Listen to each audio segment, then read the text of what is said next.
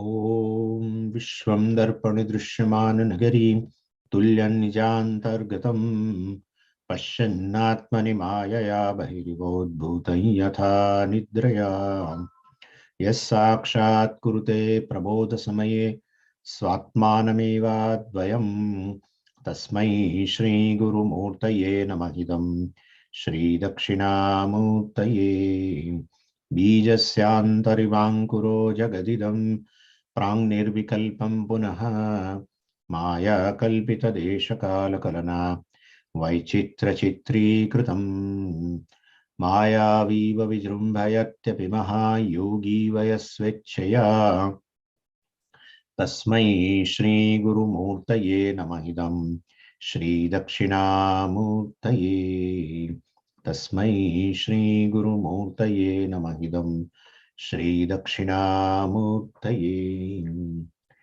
ॐ सहना भवतु सहनौ भुनक्तु सह वीर्यङ्करवावहै तेजस्विनावधीतमस्तु मा विद्विषावहै। ॐ शान्ति शान्ति शान्तिः। सदाशिवसमारम्भां शङ्कराचार्यमध्यमाम् अस्मदाचार्यपर्यन्तां वन्दे गुरुपरम्पराम्। ॐ पार्थाय प्रतिबोधितां भगवता नारायणेन स्वयं व्यासेन ग्रथितां पुराणमुनिना मध्ये महाभारतम् अद्वैतामृतवर्षिणीं भगवतीम् अष्टादशाध्यायिनीम् अम्ब त्वामनुसन्दधामि भगवद्गीते भवद्वेषिणीम्। यं ब्रह्मा वरुणेन्द्ररुद्रमरुतः स्तुन्वन्ति दिव्यैस्तवैः वेदैः साङ्गपदक्रमोपनिषदैः गायन्ति यं सामगाः ध्यानावस्थिततन्गतेन मनसा पश्यन्ति यं योगिनः यस्यान्तं न विदुःसुरासुरगणाः देवाय तस्मै नमः। देवाय तस्मै नमः।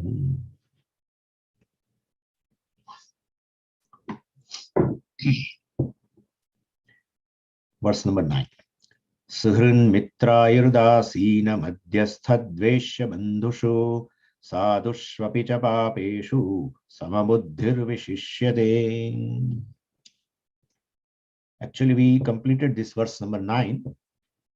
And so before going to verse number 10, let's look at the bhashyam of verse number 8 and verse number 9. So just see the bhashyam of on verse number 8. Bhashyakara says, Jnana Vijnana Truptatma Jnanam Shastrokta Padarthanam Parijnanam Vijnanam tu Shastrataha Jnatanam Tatha Eva Svanubhava Karanam. So Jnana Vijnana Truptatma is a samasa, compound, with the 4 components in that. And all 4 components are explained by Bhashyakara. Jnana, what is Jnanam? What is Vijnanam? What is Truptaha? What is Atma? What is Jnanam? Shastrokta Padarthanam Parijnanam.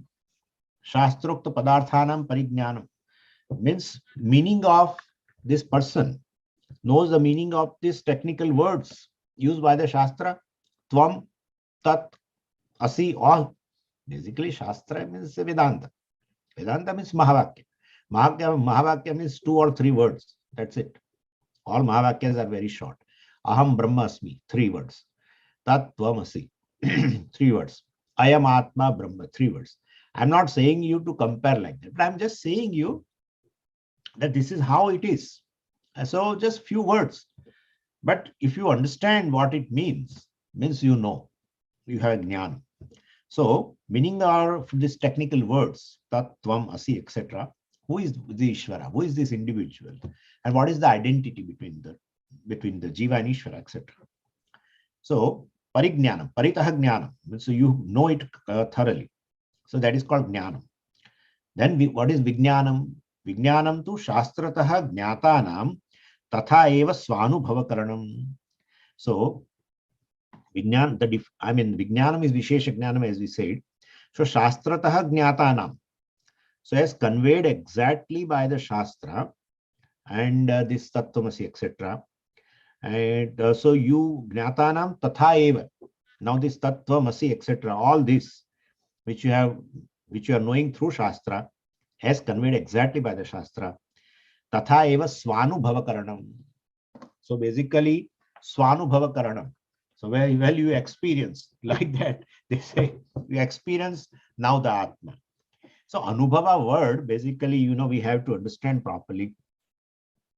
Here, I mean, bringing Swanubhava Karanam as such literally means bringing this, the meaning of these words, Tattvamasi, etc., or meaning of the word Atma to one's own Anubhava. So, what is this Anubhava? So, you experience now Atma as, as an object. That doesn't work. So, the Anubhava, the conventional meaning should be understood and rejected here, basically. So, what is the conventional meaning of the word Anubhava? Direct experience. So, many people translate also like this. Vijnanam, since Bhashyakara says Vijnanam means Swanubhava Karanam, they say basically, so one should study the Shastra, and then that is Jnanam, and then one should have a direct experience of Brahman or Atma. That is Vijnanam. That's a wrong meaning.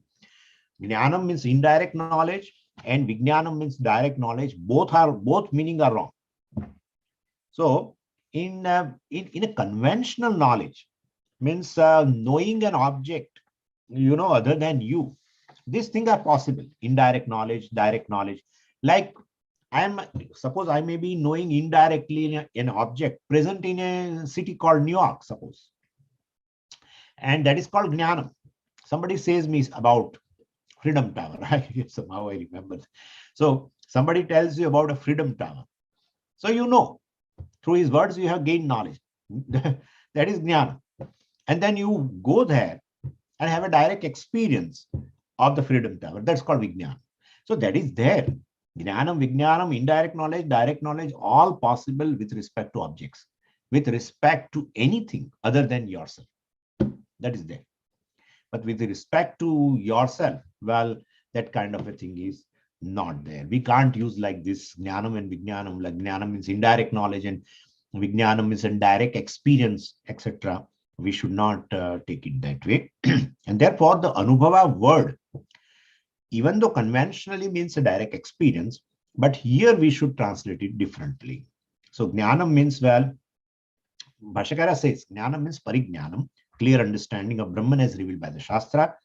And Vijnanam Anubhava means it is myself. You claim what Shastra claims about you. Well, you claim, yes, that is me. How will I claim? That's what the Nididhyasanam is. And therefore, ultimately through Shravana Mananam and Nididhyasanam, so you claim that that Brahman as yourself. That's called Vijnana. Aparoksha Jnana, we can say. Means I am no more a Jivatma, I am Brahman. I am not a sadhaka. I'm a sincere sadhaka, Swamiji. I am very sincere seeker. You are not even a seeker.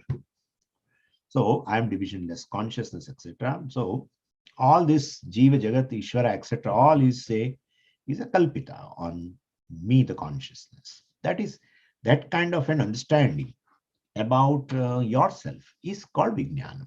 So Svanubhava Karanam is, we have to understand it that way. Tabhyam, so Jnanam Shastrokta Padarthanam Parijnanam. Vijnanam Svanubhava Karanam. Then Tabhyam, Jnana Vijnanabhyam, Bhashyakara is explaining the whole compound. Tabhyam, Jnana Vijnanabhyam, well, Truptaha, well, this person is Truptaha, is contented by both. Contented by through this both. Truptaha means what? Sanjata alam pratyaha atma antakaranam yasya saha, etc. Truptaha means Sanjata alam pratyaha. Sanjataha alam iti pratyayah, Sanjata alam pratyayah. Alam iti pratyayah, alam iti bhavana, basically. So basically you have you alam. Alam means basically you like you are purna. So well, therefore you are alam means basically you are contented, satisfied. Atma means antakaranam. Atma gets, my Atma is satisfied now. Yeah, Atma is not satisfied. I am Purnaha. Well, with this understanding, clear understanding that I am Purnaha through Nididhyasanam, etc., your mind is now contented. So word Atma is understood as should be understood as a Antakaranam. So Antakaranam, yes, sir, because this is a description of a wise person. One whose mind is totally satisfied, contented by this Jnanam and Parijnanam, Jnanam and Vijnanam. And it is, they give always an example like of a cricket team which has already won the series, and I mean, out of series, suppose a 5-match series is there, and you have won the 4 matches. So now you have won the series. 1 match is left over. So even suppose if a loss is there, I mean, that pain is overpowered by the joy that you have already won the series. So that kind of thing. Your mind is still contented. So Jnani also has basically this won the series. He has won. He knows I am full. In spite of a limitation at the different level, in spite of smallness, he says I am full. Smallness at the level of body, mind, sense complex. Certain things he gained due to prarabdha, certain things he may not gain. There may be a success, failure, anything. Well, he says I am contented, I am full. His mind is full. So that is called Jnana Vijnana Truptatma. This is the benefit of knowledge. And because of this wisdom, what? Kutasthaha aprakampyo bhavati ityarthaha. Prakampya. Pra plus kampa dhatu means to shake. Actually, kamp only means to shake, but with pra upasarga also it is the same, to shake. But so prakampya means fit to be shaken up. Aprakampya means, well, he's unshaken. So, well, we have seen also the meaning, just we are doing the bhashyam. So Kutasam is aprakampya. He is unshaken. Unshaken by what? We have already discussed, towards various situations, especially in the future, what he is going to face, what he is going to experience. He will remain unshaken, like that. Vijitendriyaha, but who can gain this knowledge? Vijitendriyaha, well, basically one who has all sense organs and the mind are mastered. So because he has already practiced karma yoga, and therefore he has already have a self mastery, and that and that sadhan chatushtaya sampatti etc. is there, which one should maintain basically, throughout. So Shravanam Manam, the Shravanam Mananam will be very successful if a person has led a life, of a karma yoga.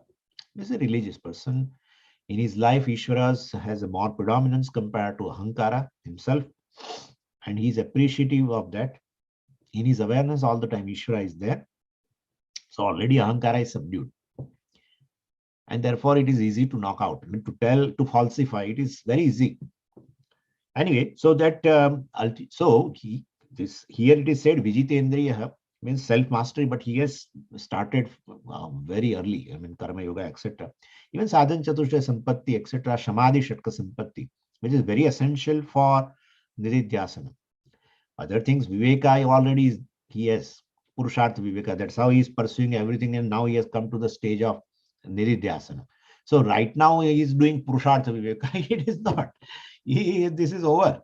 Vairagyam also is there. So then Viveka Vairagya we are not talking about now. Shamadhi Shatka Sampati is very essential. It loses Titiksha is not there, focus of the mind, Shamaha is not there, and control over the sense organ is not there, Dabaha is not there, the withdrawal capacity of the sense organ is not there, etc. etc. All these are not there. Uparati, etc. means basically,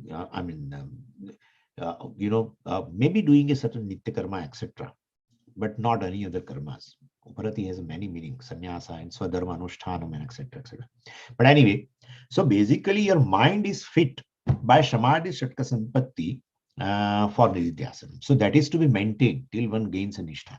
Then everything becomes mithya. That's another thing. But basically, one who's Vijitendriya, one who is Vijitendriya, who has a self-mastery, and one who has a self-integration, we can say, well, is fit for the nididhyasana. And therefore, ultimately gains jnanam. And now we are discussing a wise person who has that benefit. Yaha idrishaha yuktah, well, samahitah, one who idrishaha yuktah, one who is as described like this, is a yuktah, yogi, and he's a samahitah, he's having a self-integration, and saha uchyate, saha yogi hi uchyate, he is called a yogi. Kathyate. Then it says, saha yogi hi samaloštashma kanchanaha. So, samaloštashma kanchana, now Bhashyakara explains this particular compound. So, loshta, ashma, kanchanani, samani, yasya, saha samaloštashma kanchanaha. This yogi, well, this dhyana yogi who has done this dhyanam. So, this verse can be looked upon from both the standpoints. A description of a wise person basically is a goal, basically, you know, this is very natural for this person, wise person. So that becomes I mean, the sadhana for a person who wants to gain nishtha. Yes, one who has gained nishtha in these traits are very natural. But so one who basically wants to gain a wisdom, for him that becomes a very means to gain the nishtha. So anyway, Sloshta ashma kanchanani samani yasya yoginaha saha samaloshtashma kanchanaha. Samaha means poised, equanimous. We have seen that. Loshta a clod of earth, and this ashman a piece of let's say a brick, and and kanchanam is a gold, and so equanimous towards all. So which does not I mean, in an empirical world, these things are of various values. But since he is free from the attachment and aversion towards these various things, well, he is called equanimous. He is free from the ragadvesha towards all these objects. And that is, so this samatvam is not a, I told you also, it is not a treatment, basically. It is his attitude. It is there in his mind. Anyway, so we'll see now the verse, I mean, the bhashyam of the second verse, ninth verse. Suhrud ityadi, Bhashyakara says, Suhrud ityadi shloka ardham ekapadam, shlokartham ekapadam. Suhrud, shobhanam hrudayam yasya, saha suhrud. We have seen that suhrud means basically the person who is a well-wisher of everyone. And therefore, such a person, and Bhashyakara first says, Bhashyakara says this, we have to read the whole first line together because it's a one samasa. And that samasa is called itaretara dvandva. I will do a vigraha for you. Suhritcha, mitrancha, arishcha, udasinascha, madhyasthascha, dveshascha, bandhuscha, suhrun mitrayur dasina madhyastha dveshya bandhavaha teshu bandhushu, whole thing. So suhrud ityadi shlokardham, half of this verse is ekapadam. So it is just one word, one samasa and one word. And that samasa is a iterator dvandva. Anyway, now he will explain each word in that samasa. Suhrud. Suhrud iti pratyupakaram anapeksha upakarta. Pratyupakaram, reciprocation. Anapeksha, does not expect. And upakarta, one who does favor, any favor. So I can do and therefore I do. But that is his attitude. I can do and therefore I do. Person is unknown. No problem. Person is known. No problem. Known or unknown. Always through his action, he is favoring others. He is helping others. And well, he does not expect reciprocation. That's what Bhashyakara says. Pratyupakaram anapeksha. Apeksha means having expectation through but anapeksha, well, not having any kind of a expectation. Apa plus iksha dhatu is there, and that is apekshate. So from this, I have made a participle, apeksha, having expectation. Okay, this is a one word explained, suhrit, of that, of that samasa. Second is a mitram, snehavan. That also we have seen. He's a equally good person, but basically snehavashena hitaishi. Well, he's seeing the other person is known, then only he can help. Known means he doesn't want to help. So they say, mitram means a friend, like that. A friend in need is friend indeed. Or else somebody says a friend in need is a friend in deed. So that is how also people say. But anyway, he helps. He is also good, but he helps to the known. Suhrit means he helps the other person, known or unknown, because he has that nature. I can do, and I will do for the person.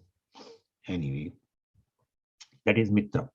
Then third, arihi, shatruhu, arihi, hostile, having a tendency of harming. So that is called arihi.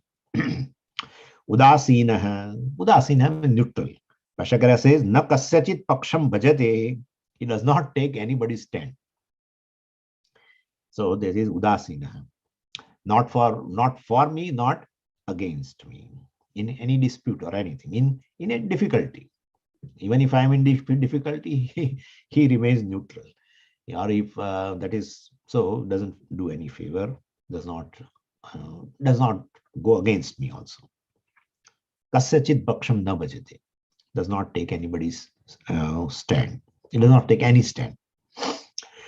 Madhyastha, mediator. Bhashyakara says, yo viruddayoho ubayoho hitaishi.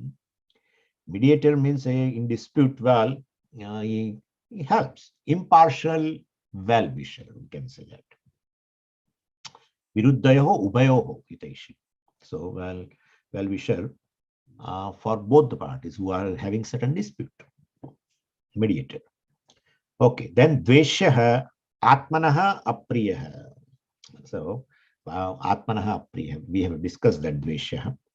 Atmanaha apriyaha means, well, because of his behavior, brings a certain irritation from me. When I see his behavior, so then he becomes dvesha yogya.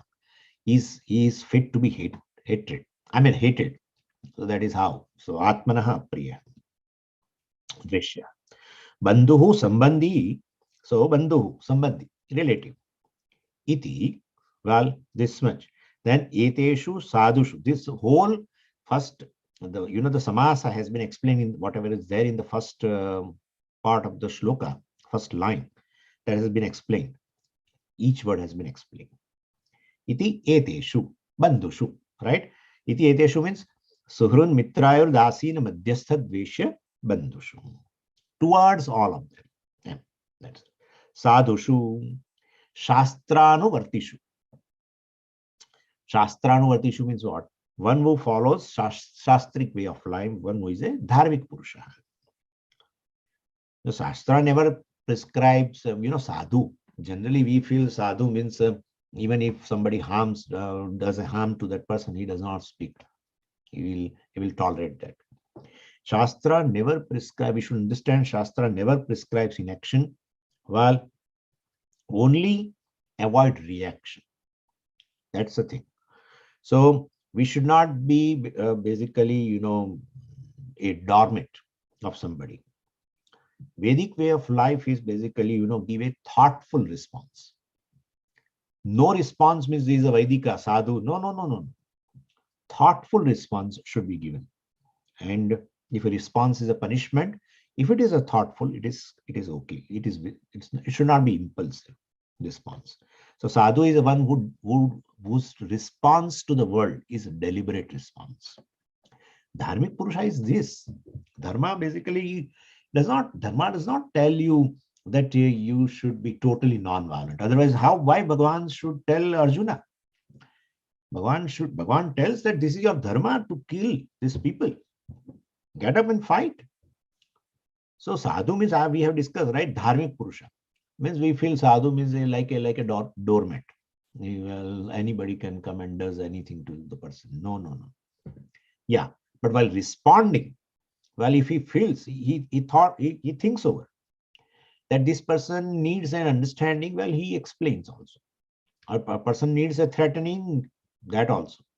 Or person needs some other temptation, he may employ all the means first, Sama, Dama, and Veda. And still he does not understand, well, punishment. Punishment means he may not take a law in his hand, but maybe may go to court or whatever. So that is there. And so a thoughtful response is there. That is required. So Dharmic Purusha does this. And a sadhushu shastranuvartishu, one who follows shastric way of life, dharma way of life, righteous way of life. Apicha also papeshu pratishiddhakarishu. Bhashyakara says, well, so pratishiddhakarishu. So pratishiddhakarishu, who is doing a wrongdoers, who are doing unrighteous actions. Sarveshu eteshu, towards all of them. Samabuddhihi, samabuddhihi yasya, saha samabuddhihi. This person, wise person, has a samabuddhihi. Either way we can take, because he knows everyone has a self. That's the truth, he knows. And the differences among them is at a superficial level. We have seen that also. Wrong behavior, wrong action, etc. It's at a superficial level, like a moss, and that foul smell in the sandalwood is at a superficial level. Basically, inherently, it is having a fragrance. Same way, he understands it very well. This thing can come only by self-knowledge.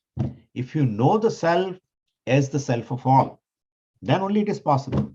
If you don't know the self, right, means you take the non-self as a self, then you take others also in that way only. The way you judge yourself, you will judge the world. That's a criterion. The way you judge yourself, you judge yourself in terms of a great intellectual, etc. Then you will always look for the company of the great intellectual people. You will judge the person in terms of intellect. Some people judge themselves in terms of beauty. So they will judge the other people also in terms of beauty. That's how it is. So anyway, he has self-judgment, you can say, but no correct self-judgment, because of, while gaining jnanam and nididhyasanam, etc., he has become a wise. Well, then he sees everything as a manifestation of oneself. And that's a reality. Other than that, whatever is non-separate from the self, that is non-self, that is mithya. And therefore, at a level of a non-self, mind, etc., at a level of action, at a level of behavior, all these things are basically, it's mithya. And therefore, pratishiddhakarishu, so all this, even wrongdoers, etc., sarveshu eteshu, towards all of them, samabuddhihi, atma buddhihi, we can say. Or else we have seen the samatvam, that he is free from the attachment and aversion towards anything. So because I don't want to lean upon somebody. The criteria is, you want to lean upon somebody because you can't stand on your own. And therefore, if you say, well, I'm insecure and I'm unhappy person, etc., I'm a limited person, I'm a small being. If you take yourself as a small being, you need a support. And therefore, you lean on others. You become dependent on others. One who gives support, attachment. Who does not give support, well, aversion. But once you discover that you are not small, you are infinite, you are full, complete, then you become independent. Then attachment, aversion will never remain. Samabuddhi. That way also we can say. Either from this Vedantic angle, either from the psychological angle. So, samabuddhi, and samabuddhi means what? Bhashyakara explains. Kaha kim karma iti avyapruta buddhihi ityarthaha. Kaha kim karma, who is doing what? Your mind is not occupied, preoccupied with this. Who is doing what? So and so is doing that. And then you are doing a nididhyasanam, suppose. You think of everything else other than that yourself as Brahman. So this is how it is. So this person is totally samabuddhi means kaha king karma iti abhyaprata buddhi. Abhyaprata buddhi means one whose mind is not preoccupied with anything. Even a grihastha, really. Your grihastha, suppose a jnani, while doing some vyavahara towards a son or daughter or a wife, well, definitely while doing vyavahara, they are there in your mind, right? If your mind is absent totally, how will you do vyavahara with your wife or daughter, son, etc., or other siblings? But once the vyavahara is done, his mind becomes free. They don't preoccupy. They don't occupy anymore his mind. This is what it is. They are just dropped. That is how Puja Swamiji always used to say before dhyanam, before nididhyasanam, that is one of the steps for preparation to unload them from your mind. All people, unless you unload all of them from your mind, they remain in the mind. They are external, they remain inside also. That is high. That is also told by Bhagavan in the chapter 5th end. So sparshan kritva bahir bakhyan chakshushchaivantare bhruvo. Sparshan kritva bahihi bakhyan. Bakhyan sparshan bahihi kritva. Bakhyan sparshan. Sparshan is objects. Sparshante is sparshaha, which are contacted through the sense organs with this world objects. They are bakhyan, they are external. Still bahihi kritva, keeping the external things external. Why should you say? Because they are external. You should not say. Bhagavan, why are you saying like this? Oh, keeping the external things external? But they are already external. Who am I to keep them external? No. You carry them. Your mind is loaded with them.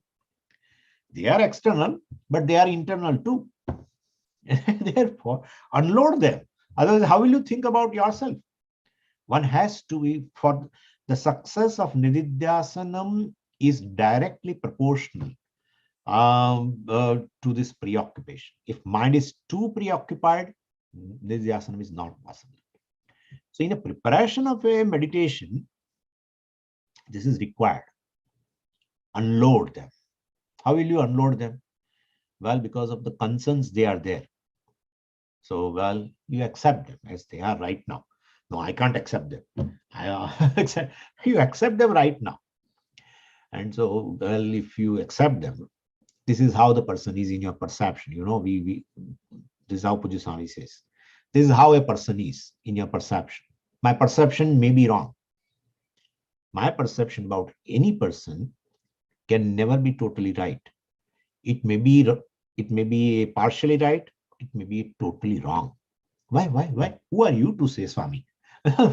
Thing is, because there is ignorance about anything in the world. Please show me one object for which you have a total knowledge. Just tell me one object.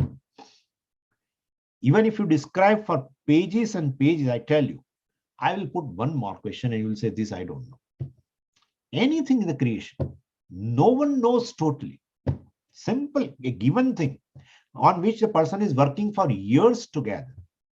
Still, areas of ignorance are opening. And therefore, for a given person, you can't say this is how this person is like this only. You can't say. So totally one can never be right. Therefore, partially right or maybe totally wrong.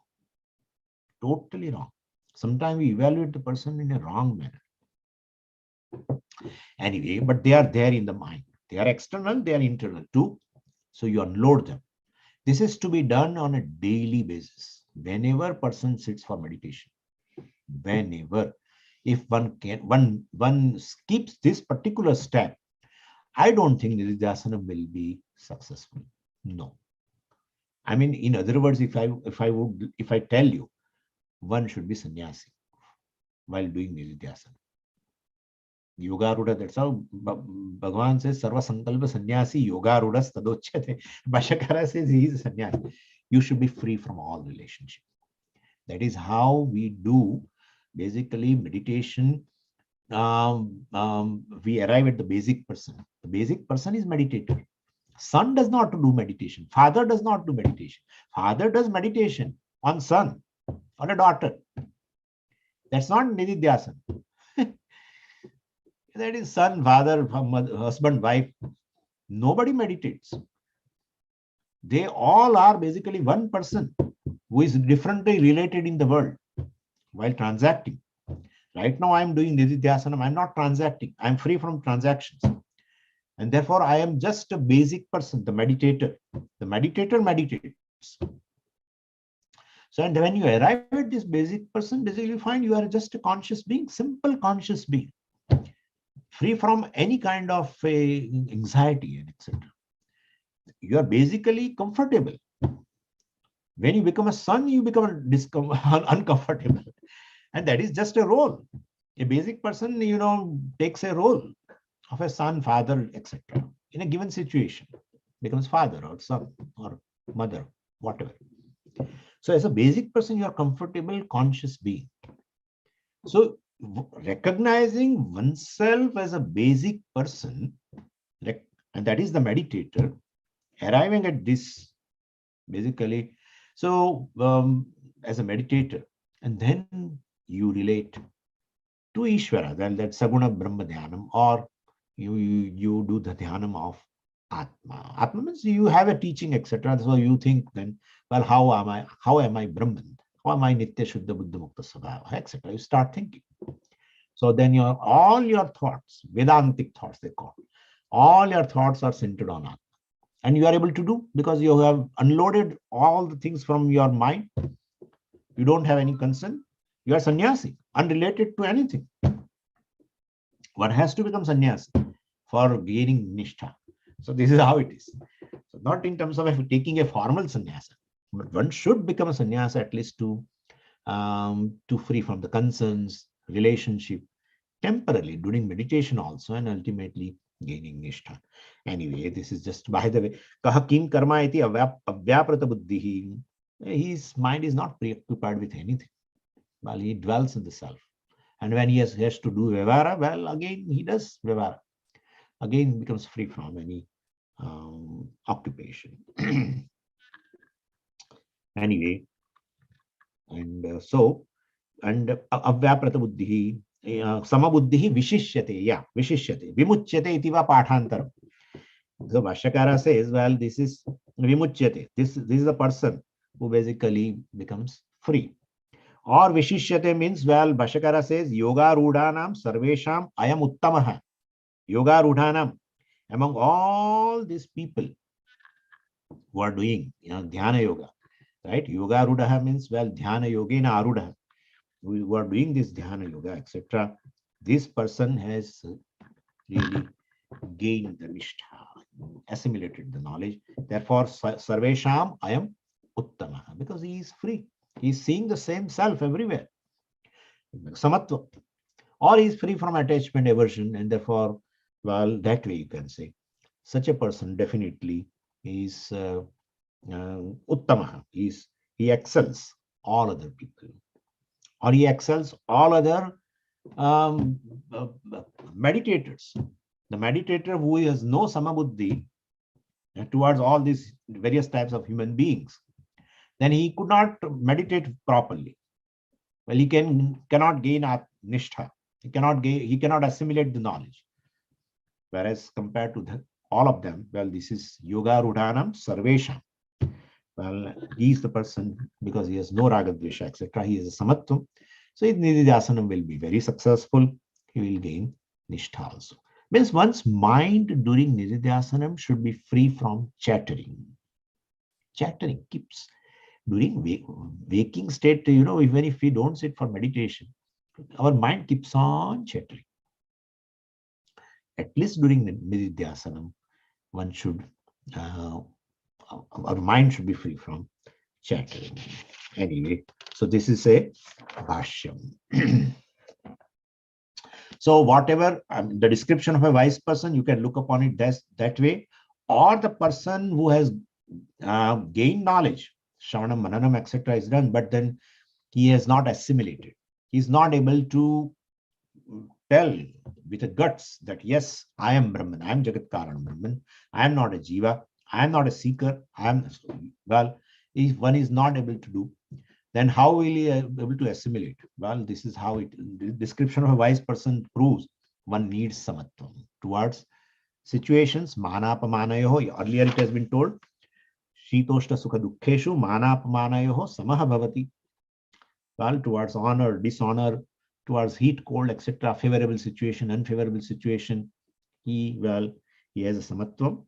Or Samaloshtashma Kanchanaha, well, towards various objects. He doesn't have any kind of attachment or aversion, etc., and he has samatvam. Or this suhrin mitra ayudasinam, etc., means all this towards all human beings also. Well, he does not lean on anyone, or he looks upon everyone as a self. So, well, such a person whose mind has samatvam towards objects, situation, people, is going to assimilate the knowledge. So that has been conveyed to the people who are doing dhyanam, nididhyasanam, by description of a wise person. What is the benefit of the self-knowledge? That by description of a wise person, well, it has been told indirectly to this, well, dhyata, the meditator, that basically you should be you should have a equanimity. So then let's go to the next verse now. Yogi yunjeta satatam atmanam rahasi sthitah ekakiyata chittatma nirashira parigrahah. So with the ninth verse, Bhagavan temporarily concludes the topic of a Bahiranga Sadhanam, the general discipline to be observed. And he also emphasized the Bahiranga Sadhanam by saying that if a person follows this discipline, then self-knowledge is, easy, just a walk away. And by that, what will happen through self-knowledge? Because he will see the self everywhere. So his perspective about everything changes, about himself, about the world, and about Ishvara. So his perspective about the world will change, and he enjoys equanimity, etc., because everything is oneself, and the differences are just superfluous. So, Arjuna, if you want a self-knowledge, well, and a change of perspective, you have to start with Bahiranga Sadhanam. Start with the Karma Yoga, and then, well, we have discussed other Bahiranga Sadhanam. Self-confidence is required, equanimity is required, and and a self-effort is required. We have seen all this. So all these Bahiranga Sadhanam are essential, which will bring basically which will make Nididhyasanam successful, and one can assimilate the knowledge. And this Bahiranga Sadhanam topic is not over actually. Bhagavan will bring it some more general disciplines later. But for the time being, Bhagavan stopped the discussion on this Bahiranga Sadhanam, general disciplines, and now he enters from verse number 10 up to verse number 15. He enters into the other topic called Antaranga Sadhanam, specific disciplines. What is this Antaranga Sadhanam? There are specific disciplines to be observed just before meditation. Bahiranga Sadhanam is to be observed throughout our transactions, day in and day out.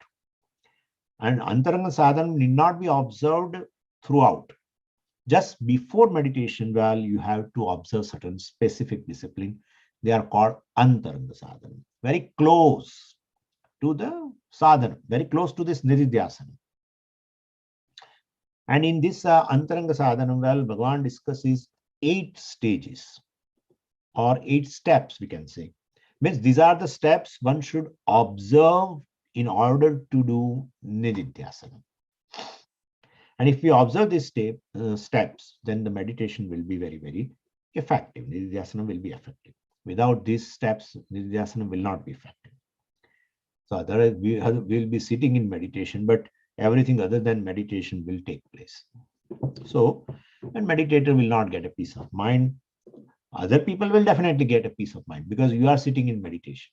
Like husband meditates, then the wife will have some rest. But anyway, so this person is quiet, and therefore it is useful to others. Others get a peace. Anyway, what are these 8 stages? Bhagavan actually talks about these 8 stages not systematically. The ideas are jumbled here and there. But anyway, we'll sort it out properly. The first step toward for a successful nididhyasana, well, we have to take care of desha, place. The place of meditation plays a very big role. They call desha niyama, rule regarding place. And Bhagavan says, well, it should be a very secluded place. Let's discuss here in verse number 10 itself. Rahasi sthitaha, etc., etc. We'll see that. So the place of meditation. So Bhagavan says the place should be a secluded place where the disturbances are not there to the extent possible. Wherever you go, there will be some either a loudspeakers or there dogs or there chirping of the birds. Something or other will be always there. But to the extent possible, well, try to be free, try to be away from this maddening crowd, etc. So seclusion is a number 1. Now in this desha itself, we have to discuss few more things. Total 4 or 5 points are there with regard to place. First is this. It should be relatively secluded place. Second, Bhagavan says is, well, try to be alone. Even if you go to a particular place for meditation, but even a place is very secluded, but you basically you go in a group for meditation, that doesn't work. So joint meditation, etc., is not if you are not careful, it turns to a basically wonderful gossip. So like children, they join for the study. Not all children, some of children you will see, they say we will study together, and they do everything other than the study. they prepare some tea and this and bring all the snacks and everything. They eat and then they sleep, or they talk for some time and they sleep. Anyway, so of course this joint meditation has maybe people may think some advantages, and that's how many camps are there, meditation camps. Thousands of people come and jointly meditate. Anyway, maybe some benefit, advantage, some disadvantage, etc. But in group meditation, there is one disadvantage is if you doze off, others will see. If you are alone, you can afford to do that. So alone you meditate. Bhagavan uses word ekaki. It is a secluded place and you should be alone. Then that about the place further. That place should be spiritually and physically clean. So physical cleanliness you can easily appreciate, because otherwise insects will be there, mosquitoes will be there, etc., etc., or some other things will be there. So physically it should be clean, that you understand. Spiritual purity also is required for that place. Means the place should contribute in your spiritual thinking. So it should be associated with a spirituality. Means because so that by law of association, ultimately, like I will tell you, suppose if you come to ashram, then you sometimes people they come and here they say also that Swamiji, whenever we come to ashram, we feel very peaceful. Now in such a case, well, if you sit in a Puja Swamiji's kutia or in a temple, or you sit, suppose, in other secluded place in our property, then you feel very, you are meditating. Well, definitely you feel a success. So a law of association is there.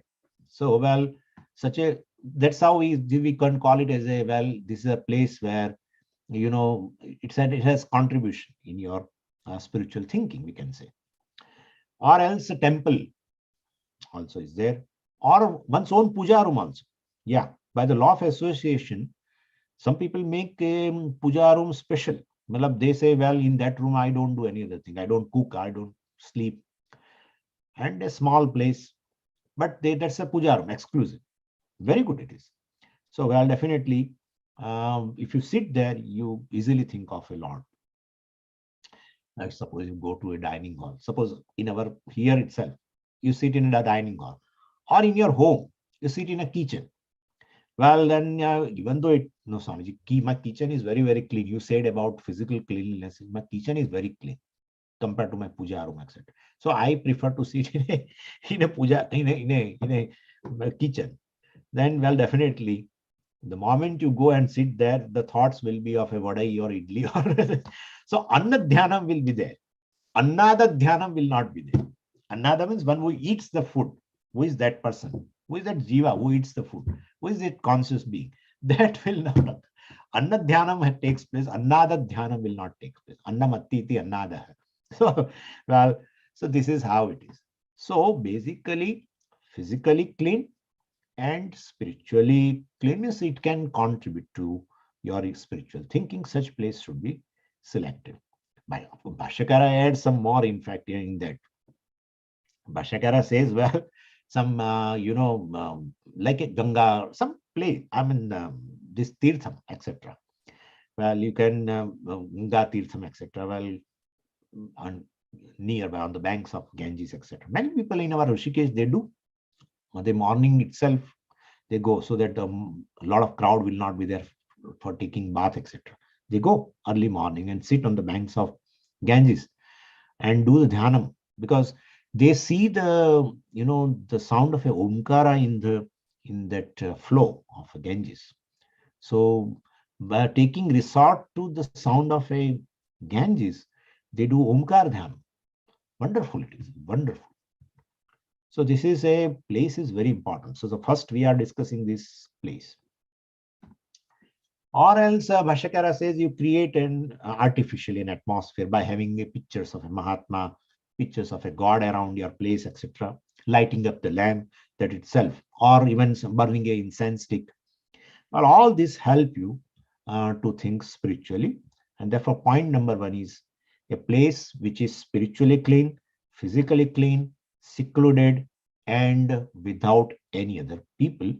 That is essential for successful dhyanam, nididhyasana. That's the number one.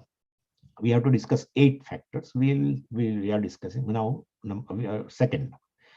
Second, Bhagavan says kala niyama, the time of meditation. Generally, in a tradition, you will find that they say early morning is ideal for meditation, because the advantage is yesterday's worries have been diluted, by the sleep, if not gone totally, but it has become diluted. That is why, well, sleep is a very, very big gift of the Lord. However, a sorrowful person may be, well, good sleep will certainly reduce the impact of the sorrows or worries of the previous day. And therefore, early morning, well, because of the sleep, yesterday's worries have been diluted. Today's worries have not been started yet. So that is why in, let's say, morning period, early morning period is really good. And early morning, even if you have got a newspaper, don't read newspaper. Otherwise, if you read the newspaper, your mind is filled with all news. And then you sit for meditation, well, you can't have a dhyanam of self, etc. So, and so yesterday's worries are gone. Today's worries have not started.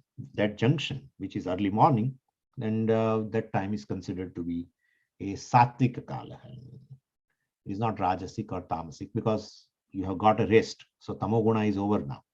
And the day has not yet started. So rajoguna has not yet been active. We call Brahma Muhurta. So mind is not tamasic because you slept well. Mind is not rajasic because you have not started the day-to-day activity. And they say that the mind's activity is not just mind. Even our metabolism also is basically determined by the movement of the sun. So even the scientists, they talk about this body's metabolism being connected to sunrise and sunset. You know very well. After sunrise, the metabolism becomes very active. Sun becomes active and the metabolism becomes active, and you feel hungry and etc. etc. And then, well, sun also sets and becomes inactive as though, and the metabolic activity also. That's how they say you don't eat after 6 o'clock or 6:30 or something. Take dinner, early dinner, etc. So anyway, so there is a connection with this body, mind, sense complex, a connection with the sun. So as the sun becomes more and more powerful, the body also becomes more and more rajasic, and it is required. Otherwise, person will be sleeping all the time. So along with the sun, our activity also increase. As the sun sets, we find that we lose the dynamism, etc. Anyway, so that's a satvika kala in which the rajoguna has not become active, tamoguna is job is over, you have got a rest. So that conjunction, that junction is basically is the sattva. When that's a time well for meditation. But it's not a compulsory anyway, because from individual to individual, some conveniences are required. And therefore, well, we always say when you are when you are relaxed and not sleepy, that's a ideal for meditation. Whether it is in the afternoon, some people are well after doing whole activity in the morning, in afternoon they are very relaxed and they are not feeling sleepy also, they are alert. Well, then that's a time for meditation. So alert, non-extrovert mind, not wandering mind. So wandering, the mind should not be wandering, mind should not feel drowsy. That is the mind, alert mind. Non-extrovert mind is sattvic mind.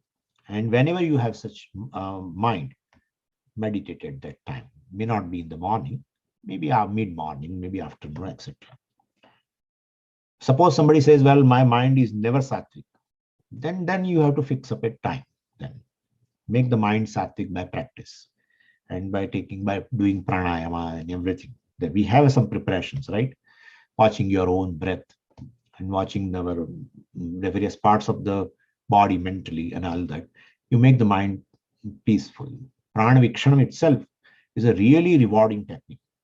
Observing one's own breath is a very rewarding technique to make the mind, one's mind free from any reactions. Suppose you have got an angry, and and you know that you don't want to express the anger. Just start watching your own breath, inhalation and exhalation, which is going on in a normal course. Just watch it for a few minutes. You will find the mind has become quiet. So all these preparations, prana vikshanam, and watching one's own breath and watching one's mind, and seeing one's own body totally, etc. Means more the objectivity, more your mind is available for meditation. That is what it means. So if somebody says my mind is never sattvic, then choose the time, and then with certain these preparatory steps, make the mind peaceful and then meditate. So this is a kala niyama. And in a kala niyama, in that duration, well, not only just time is important, even duration also is very, very important. We are not insistent for meditating upon a 1 hour and 2 hours, etc. Quantity is not important. Quality is important. And therefore, don't try to do too much of meditation. People say, I was sitting in a meditation for 2 hours. I don't know what a quality of that mind will be, because mind has, is a healthy mind. Healthy mind keeps moving. And it will, suppose it is moving for 2 hours or just in the self, well, then you need not sit for meditation. Meditation, because you are not able to, focus your mind on the self, pertaining to the self. So you are not able to entertain the thoughts pertaining to the self. Then we say, well, choose the time. That's how nididhyasana is of 2 types. We have discussed this also before. One is this Brahma Abhyasa nididhyasana. Other is say Samadhi Abhyasa. Ultimately, the nididhyasana purpose is to soak your mind in these thoughts, Vedantic thoughts, which you have already gained through Shravanam and Mananam. Knowledge is there, right there. All information is there.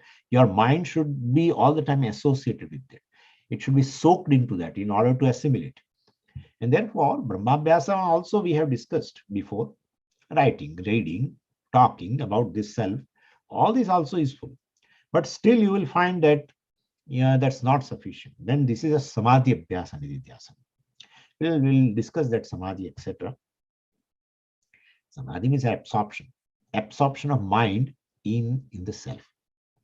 You will entertain all the time thoughts pertaining to the self. That is called samadhi. Samadhi does not mean a trance, etc. In yoga, that is all different. So, well, it's a trance. But this is, in our case, it is not so. So, samadhi means an absorption of your mind in the thoughts, Vedantic thoughts.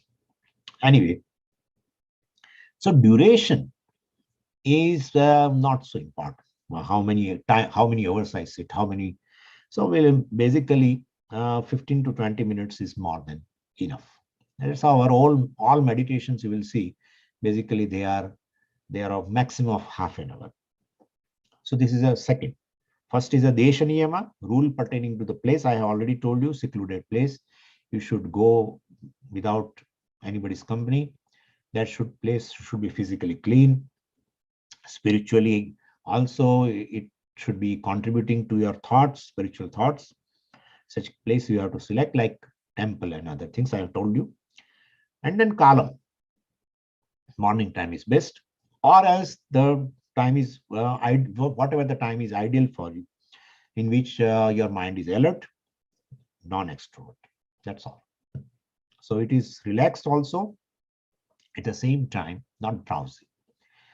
Whenever you are having during a day, choose that time and meditate. And 15 to 20 minutes is enough. Third is a asanam. Basically, asanam means definitely sit. Means you should sit for meditation. So some people say, no, I stand and do meditation. That's not correct. You may lose the balance. And if you doze off, well, you will break your head by falling down. So for the safety of your head, well, not safety for yourself, better you sit down. And sit down also where there is no insistence.